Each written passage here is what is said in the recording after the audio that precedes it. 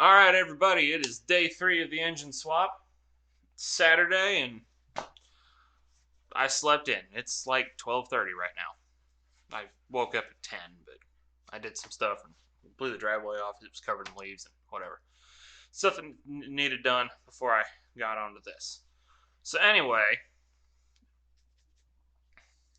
now we can actually get going. And the first thing we got to do, and actually this is the last thing we have to do before the engine's ready to go in. Well, not the last thing. We got to swap the front accessory drives between the motors because that one is set up for a car. Sorry, the new motor is set up for a car. The old motor down there is set up for a truck.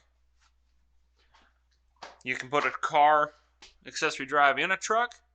I don't know if the truck fits in a car because it's longer, but you can put a car in a truck, but I don't have the other brackets for the car. So the biggest thing I have to swap is the water pump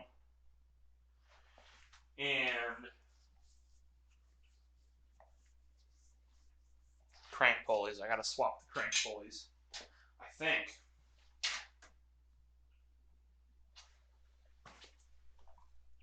Yeah.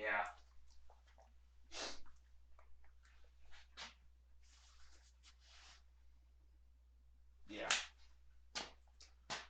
Yeah, I gotta swap crank pulleys and everything, but it's not that big a deal.